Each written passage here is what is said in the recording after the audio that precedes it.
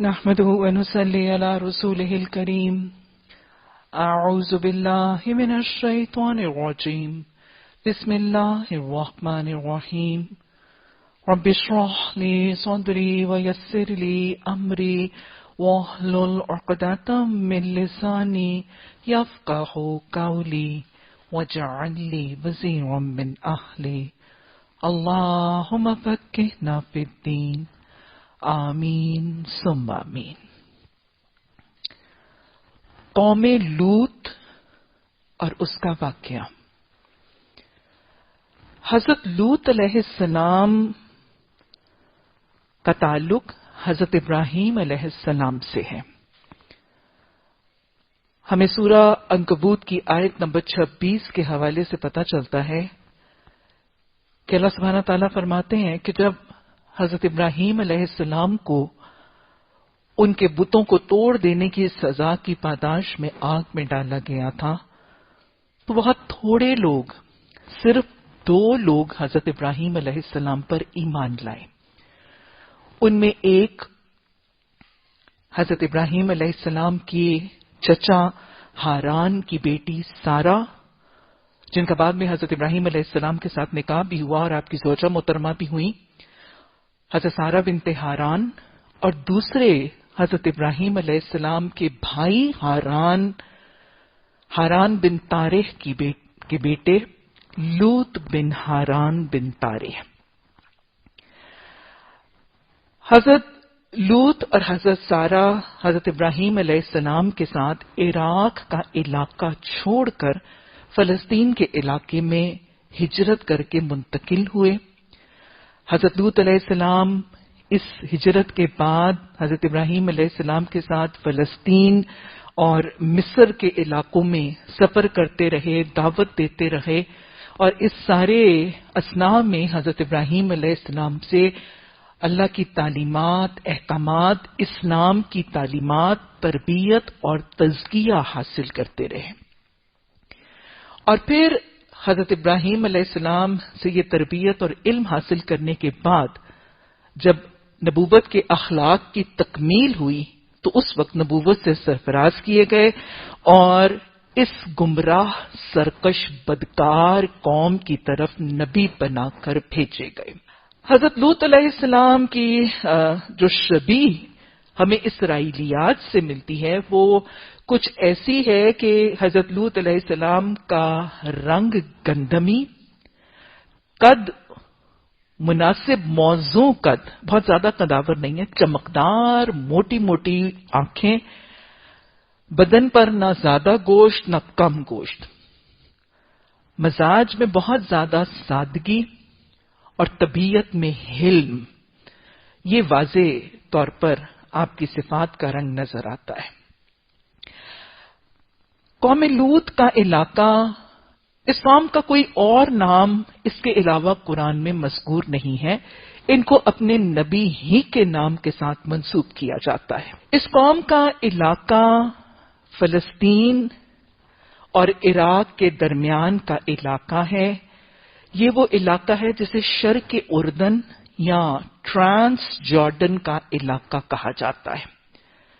صدوم کا علاقہ اس کا دارالخلافہ یا صدر مقام تھا، اور ہمیں اسرائیلیات کے حوالے سے پتہ چلتا ہے کہ اس صدوم کے شہر کے علاوہ اس قوم کے اور بھی 4 بڑے بڑے شہر موجود تھے.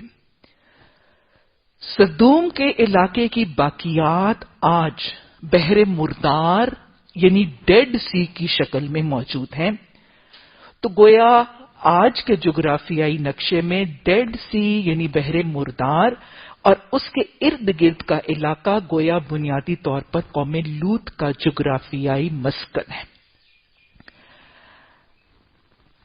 اس قوم کی حالت کیا تھی اور اللہ سبحانہ تعالیٰ نے اس قوم پر کون کون سے انعامات کی بارش کر رکھی تھی؟ یہ قوم ایک انتہائی انعام یافتہ قوم تھی. بڑی نعمتیں تھیں اللہ سبحانہ تعالیٰ کی اس قوم پر. بڑی متمدن قوم، اور اللہ سبحانہ تعالیٰ نے جس زمین کے ٹکڑے پر ان کو آباد کیا تھا وہ زمین انتہائی زرخیز تھی. دائیں بائیں دور دور تک باغات ہی باغات تھے. آب و ہوا، موسم بہت ہی پرفضا اور بڑا ہی خوشگوار. اور ویسے بھی ہمیں پتہ چلتا ہے کہ اللہ سبحانہ تعالیٰ نے ان کو مالی فراخی اور خوشحالی کی نعمت سے بھی نوازا تھا. لیکن اس مالی فراخی اور خوشحالی کی نعمت پر ان کا مثبت رویہ ہونے کی بجائے ان کا حال اس مصداق پر جسے کہا گیا نا کہ عیش میں یاد خدا نہ رہا، اس قوم کا حال ایسا ہو گیا. نعمتوں کی کثرت میں ایسی عیش پرستی اور ایسی مادہ پرستی میں مدہوش ہو گئے کہ ایمان اور خوف خدا سے محروم ہو گئے. اللہ سبحانہ تعالیٰ نے مختلف صورتوں میں ان کے کیفیتوں کا نقشہ جو ہے وہ کھینچا ہے، اور ان کی اس مادہ پرستی اور ان کی اس مال کی محبت اور شدت مال کو جمع کرنے کی جو خواہش تھی، اسی نے ان کو ساری ان کے اندر غلط روی جو ہے وہ پیدا کی. اور سب سے پہلی غلط روی جو ان کے اندر نمایاں ہوئی وہ ان کی جنسی خواہشات کے حوالے سے تھی. اپنی جنسی خواہشات کی تکمیل کے لیے اس بستی کے مرد عورتوں کو چھوڑ کر مردوں سے رجوع کرنے لگے تھے. سورہ اعراف میں اللہ سبحانہ تعالیٰ نے اس کا تذکرہ کیا، اِنَّكُمْ لَتَأْتُونَ الرِّجَالَ شَهْوَةً مِّن دُونِ النِّسَاءِ. اس میں کوئی شک نہیں کہ تم عورتوں کو چھوڑ کے مردوں کے پاس اپنی شہوت کی تکمیل کے لیے جاتے ہو. اور پھر یہ بھی نہیں کہ شہوت رانی کے لیے یہ بدکاری کی ایک نئی رسم کو طریقے کو انہوں نے ایجاد کیا، اور یہ بدکاری کی لواطت کی اس طریقے کے موجد ہوئے. یہ بے حیائی میں بھی حد سے زیادہ گزر گئے تھے. اور وہ جو حدیث میں آتا ہے نا کہ آپ صلی اللہ علیہ وسلم نے فرمایا کہ جب تجھ میں حیا نہ رہے تو جو چاہے کر، ان کی وہ کیفیت تھی. بے حیائی گویا حدود سے جب گزر چکی تھی تو یہ کھلم کھلا اعلانیہ ان چیزوں کا ارتکاب کرتے تھے، ان چیزوں کی دعوت دیتے تھے، ان چیزوں کے تذکرے کرتے تھے، اور کھلم کھلا ان چیزوں کا اعتراف، ان کا تذکرہ اور ان کا ارتکاب کرنے سے نہ شرماتے تھے، نہ جھجکتے تھے، نہ حیا کرتے تھے. اللہ سبحانہ تعالیٰ نے سورہ نمل میں ان کا تذکرہ فرمایا، اتاتون الفاحشۃ وانتم تبصرون، کہ آنکھوں دیکھی بے حیائی کرتے ہو. اپنی محفلوں کے اندر ان چیزوں کے تذکرے کرتے تھے اور ارتکاب کرتے تھے، اور ان کو حیا نہیں آتی تھی. بنیادی طور پر ہم جنسی لواطت کے عمل کے یہ موجد، اس کو ایجاد کرنے والے اور اس کا آغاز کرنے والے بنیادی طور پر شیطان کے وسوسوں کا شکار ہوئے. شیطان جس کے لیے قرآن نے کہا انہ لکم عدو مبین، وہ تمہارا کلم کلا دشمن ہے، اس نے ان کے دلوں میں کیا وسوسہ ڈالا. یہ حب مال رکھنے والوں، مال کے پرستاروں کے دل میں شیطان نے یہ وسوسہ ڈالا کہ دیکھو جب تم نکاح کرتے ہو، عورتوں سے بندھن باندھتے ہو، نکاح کرتے ہو، ان کے ساتھ جسمانی خواہشات کی تکمیل کرتے ہو، تو اس کا لازم نتیجہ اولاد ہے. اور یوں نکاح کے لازم نتیجے کے طور پر تمہیں اپنی بیوی، بچے، اہل خانہ کی مالی کفالت کرنی ہوگی. اور یوں تمہارے سر پر بہت سی ذمہ داریوں کا بوجھ بھی آئے گا اور تمہارا مال بھی خرچ ہوگا. تو حریصوں اور بخیلوں نے اپنے آپ کو، اپنے مال کو، اپنے بیوی بچوں کے نان نفقے پر خرچ ہونے سے بچانے کے لیے، اور سست اور کاہلوں نے اپنے آپ کے اوپر الگ ذمہ داریاں لادے جانے سے بچنے کے لیے شیطان کے وسوسوں پر لبیک کہہ کر اپنی جنسی خواہشات کی تکمیل نکاح اور عورتوں سے کرنے کی بجائے مردوں کے ساتھ ہم جنسی کر کے اپنی جنسی خواہشات کی تکمیل کا طریقہ اختیار کیا، تاکہ لواطت کے اس عمل سے نہ اولادیں ہوں اور نہ اہل خانہ بیوی بچوں کی ذمہ داریوں کا بوجھ ہو، اور نہ ہی کوئی مالی کفالت کا بوجھ اور ذمہ داری ہو.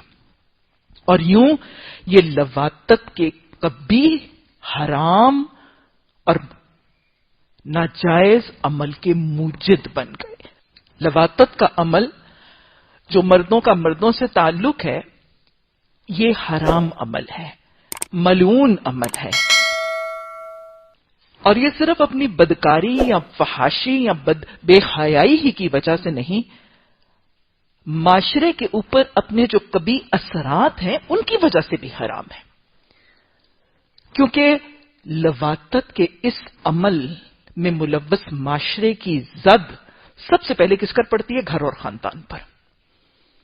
اس کی پہلی زد جو ہے وہ گھر کے سٹرکچر اور خاندان کے نظام کو تہوبالا کر کے رکھ دیتی ہے، اس لیے یہ انتہائی گھنونا عمل ہے۔ حدیث مبارکہ میں اس ہم جنسی کے حوالے سے الفاظ موجود ہیں کہ آپ صلی اللہ علیہ وسلم نے فرمایا کہ 4 لوگ ایسے ہیں کہ اللہ سبحانہ تعالیٰ قیامت کے دن نہ ان کو دیکھے گا، نہ ان سے بات کرے گا، نہ ان کو گناہوں سے پاک کرے گا۔ لا یکلمہم اللہ ولا ینظرہم الی یوم القیامہ ولا یزکیہم، نہ دیکھے گا، نہ بات کرے گا، نہ گناہوں سے پاک کرے گا۔ یہ 4 لوگ کون سے ہیں؟ وہ عورتیں جو مردوں کی طرح زندگی گزارتی ہیں، وہ مرد جو عورتوں سے مشابہت حاصل کرتے ہیں، اور وہ لوگ جو آپس میں لواطت یعنی ہم جنسی کا عمل کرتے ہیں، یا چوتھا وہ جو چوپائے کے ساتھ غیر فطری عمل کا ارتکاب کرتا ہے۔ اور پھر ایک حدیث کے الفاظ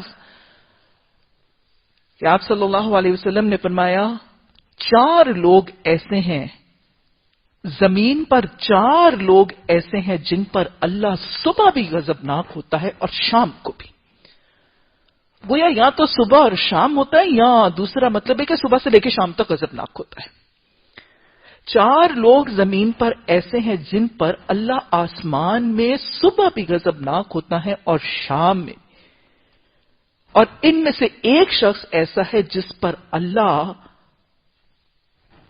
4 دفعہ لعنت کرتا ہے، کچھ میں 3 آتا ہے، کچھ میں 4 آتا ہے۔ اور پھر آپ نے فرمایا ملعون ہے وہ شخص جو عمل قوم میں لوط کرتا ہے۔ گویا یہ حرام، قبیح، ملعون عمل جو افراد کو، معاشروں کو، قوموں کو رحمت الہی سے محروم کر دینے والا عمل ہے، یہ اس کے موجد قرار پائے اور بے حیائی کی حدوں کو عبور کر کے یہ کھلم کھلا اعلانیہ ان کاموں کا ارتکاب کرتے اور دعوتیں دیتے نظر آتے۔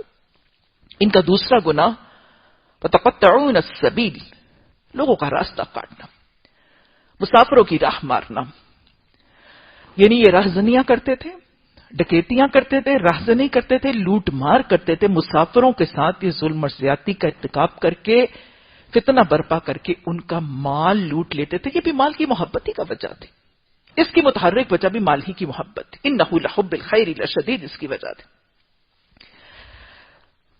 تو گویا مال کی محبت ہی نے انہیں اندھا بہرا کر دیا تھا۔ یہ مال کے پجاری، مال کی دیوی کو پوجنے والے، یہ تقاصر اور مال کی محبت ہی میں یہ لواطت کا عمل بھی کرتے تھے، ہم جنسی کی بدکاری بھی کرتے تھے، اور یہ رخزنی اور ڈکیتی اور لوٹ مار بھی اسی کے چکر میں کرتے تھے۔ تیسرا گناہ ان کا استکبار اور تکبر تھا۔ حضرت لوط علیہ السلام جب ان کو بات سمجھاتے تھے، قرآن میں متفرق جگہ پہ ان کے تذکرے نا، سورہ شعراء میں، سورہ عنکبوت میں، تو سورہ شعراء کی آیت نمبر 167 میں تذکرہ آتا ہے کہ جیسے حضرت لوط علیہ السلام ان کو بات سمجھاتے تھے تو یہ حضرت لوط علیہ السلام کا صاف انکار کر دیتے تھے، ان کی بات ماننے سے کھلم کھلا انکار کر دیتے تھے۔ بلکہ آج ہم سبق میں بھی پڑھیں گے، حضرت لوط علیہ السلام کو انہوں نے دھمکی بھی دی، اخرجوا آل لوط من قریتکم انہم اناس یتطہرون، یہ آل لوط کو اپنے گھروں سے نکال دو بھئی، یہ تو وہ لوگ ہیں جو بڑے پاک باز بنے پھرتے ہیں۔ یعنی حضرت لوط علیہ السلام جب ان کو بدکاری سے بچنے اور اس کام سے بچنے کی تاکید کرتے تھے تو یہ کہتے تھے ہم تمہیں اپنی بستی سے، تمہیں اور تمہارے گھر والوں کو اپنی بستی سے نکال دیں گے، تم زیادہ پاک باز بنے پھرتے ہو، زیادہ تم نیک وقار بنے پھرتے ہو۔ تو گویا اگر مجموعی طور پر دیکھیں تو یہ وہ قوم ہے جو مال کی محبت کی اسیر تھی، نفس کی غلام ٹھہری، اور بس اپنی اس نفس کی غلامی میں آ کر، اپنی مال کی محبت میں آ کر آزاد شہوت رانی، لواطت کی بدکاری کا ایجاد، یہ سب کچھ کرنے کے بعد پورے تکبر، ضد اور گھمنڈ سے اللہ اور اللہ کے رسول کی نافرمانی پر جمے رہے، اسی لیے عذاب الہی کے مستحق اور حقدار ٹھہرے۔ اب عذاب الہی کیسے آیا اور اس کی رودات کیا تھی؟ جب اللہ کی طرف سے اتمام حجت مکمل ہو گئی اور حضرت لوط علیہ السلام ایک طویل دورانیے تک ان کو اللہ کی تعلیمات اور ناحق چیزوں اور گناہ اور حرام چیزوں سے بچنے کی تاکید کرتے رہے، تمام حجت مکمل ہوئی تو پھر اللہ سبحانہ تعالیٰ کے حکم سے 2 فرشتے آسمان سے اترے۔ یہ 2 فرشتے، آپ اگر رودات پڑھیں سورہ عنکبوت میں آیت نمبر 31 میں اللہ سبحانہ تعالیٰ نے بتایا کہ یہ 2 فرشتے، آج ہم سورہ ہود میں بھی پڑھیں گے کہ یہ 2 فرشتے پہلے حضرت ابراہیم علیہ السلام کے پاس آئے تھے، انسانی شکل میں آئے تھے، اور کیسے سلام کا مکالمہ ہوا اور کیسے حضرت ابراہیم علیہ السلام نے بھنا ہوا بچڑا ان کے لیے پیش کیا، انہوں نے نہیں کھایا، اور پھر ہمیں پتا چلتا ہے کہ حضرت ابراہیم علیہ السلام اور وہیں پہ ان کی زوجہ حضرت سارہ بھی تشریف فرما تھیں، تو فرشتوں نے پہلے اسحاق اور اسحاق علیہ السلام کے بعد حضرت یعقوب علیہ السلام دونوں کی خوشخبری دی، اور اس پر بیوی نے کیا کہا؟ آلد، کیا میں جنوں گی؟ انا عجوزن، میں بوڑھی ہوں، وَهَذَا بَالِي شَيْخٌ، اور یہ میرا شوہر جو ہے وہ یہ بھی بوڑھا ہے۔ تو اللہ سبحانہ تعالیٰ کے فرشتوں نے کہا کہ یہ اللہ کا حکم ہے، تم پر اللہ کی رحمتیں ہیں۔ اور یہ 2 خوشخبریاں دینے کے بعد فرشتوں نے حضرت ابراہیم علیہ السلام سے یہ تذکرہ کیا کہ ہمیں قوم لوط کی طرف بھیجا گیا ہے، اور عذاب کا تذکرہ کیا۔ اور پھر قرآن میں آتا ہے کہ حضرت ابراہیم علیہ السلام نرم دل تھے، رقیق القلب تھے، اور بڑے حلیم اور بردبار تھے، تو وہ بحث کرنے لگے کہ وہاں تو لوط علیہ السلام بھی ہیں، تو اللہ سبحانہ تعالیٰ نے پھر حکم دیا، یا ابراہیم اعرض عن ھذا، کہ ابراہیم یہ جو بحث اور تکرار ہے نا کہ لوط علیہ السلام کے حوالے سے، اس سے اعراض کرو، اس سے باز آ جاؤ۔ پھر فرشتوں نے حضرت ابراہیم علیہ السلام کو اس بات کی تسلی بھی دی کہ اللہ کے حکم سے لوط علیہ السلام اور ان کے ساتھی اور ایمان لانے والے جو ہیں وہ بچا دیے جائیں گے۔ اس کے بعد ہمیں پتا چلتا ہے کہ یہ فرشتے 2 نوجوان، خوبصورت نوجوان مسافروں کی شکل میں حضرت لوط علیہ السلام کی طرف بھیجے گئے۔ قوم کی جو کمزوری تھی، جو ان کی جس چیز پر وہ ٹیمپٹ ہوتے تھے اور جو بدکاری کا ارتکاب کرتے تھے، اسی کے ذریعے ان کو آزمایا گیا۔ 2 نوجوان خوبصورت مسافر لڑکوں کی شکل میں حضرت لوط علیہ السلام کے گھر یہ فرشتے آئے، تو سورہ عنکبوت کی آیت نمبر 33 میں آتا ہے کہ حضرت لوط علیہ السلام کا دل تنگ ہو گیا۔ یہ دل کا تنگ ہونا یہ مہمانوں کی آمد کی وجہ سے نہیں تھا۔ مہمان نوازی آپ نے پیچھے بھی دیکھا، حضرت ابراہیم علیہ السلام کی اور باقی انبیاء کی بھی سنت ہے۔ یہ دل کا تنگ ہونا اس وجہ سے تھا کہ ان کو پتا تھا کہ میری قوم اب ان خوبصورت نوجوان لڑکوں کے ساتھ کس بدفعلی کا ارتکاب کرنے کی خواہش رکھے گی۔ اور ہمیں یہ پتا چلتا ہے کہ حضرت لوط علیہ السلام نے اپنی بیوی کو، قوم کو ان خوبصورت نوجوان مہمان مسافروں کی آمد کی خبر رسانی سے منع کیا تھا۔ یہ وہ بیوی تھی جو بنیادی طور پر ایمان نہیں لائی تھی، اور حضرت لوط علیہ السلام کے ساتھ اتنی طویل ازواجی رفاقت کے باوجود بھی اس کا دل نہیں بدلا تھا۔ اس کی ساری حمایتیں اور اس کی ساری معاونتیں جو ہیں، اور اس کا سارا تعلق بنیادی طور پر اپنی کافر مشرک قوم کے ساتھ ہی تھا۔ وہ جو ضدی، ڈھیٹ، متکبر، بدکار قوم ہے نا، اس کی ساری حمایتیں بنیادی طور پر اپنے اس قوم کے ساتھ تھیں۔ متفرق طریقے پتہ چلتے ہیں کہ اس نے اپنی قوم کو کیسے خبر دی۔ کچھ حوالوں میں تو آتا ہے کہ اپنے گھر کے پچھلے دروازے سے چھپ چھپا کے، حضرت لوط علیہ السلام نے منع کر دیا تھا، روک دیا تھا باہر جا کے خبر دینے سے، لیکن یہ شوہر سے چھپ کے گھر کے پچھلی جانب سے جا کے اپنے قوم کے لوگوں کو ان نوجوان لڑکوں کی آمد کی خبر بنفس نفیس خود جا کے دے آئے تھے۔ اور کچھ حوالہ جات سے یہ بھی پتہ چلتا ہے کہ اس قوم کے مہمانوں کی آمد کی خبر دینے کے طریقہ ایک جو اس بادشاہ میں رائج تھا، وہ یہ تھا کہ جب کسی کے گھر مہمان آتا، اس کی مہمان نوازی کے لیے ظاہر ہے جب وہ چولہا جلاتے میزبانی کے طور پر کچھ پکتا پکاتا، تو ان کے گھر کی چھت پہ سے دھواں نکلتا، اور جب کسی کے گھر کے چھت پہ دھواں اور دھوئیں کے اثرات نکلتے تو لوگ بھانپ لیتے کہ اس گھر میں کسی مہمان کی آمد ہے۔ تو تو اس خاتون نے دانستہ علامت کے طور پر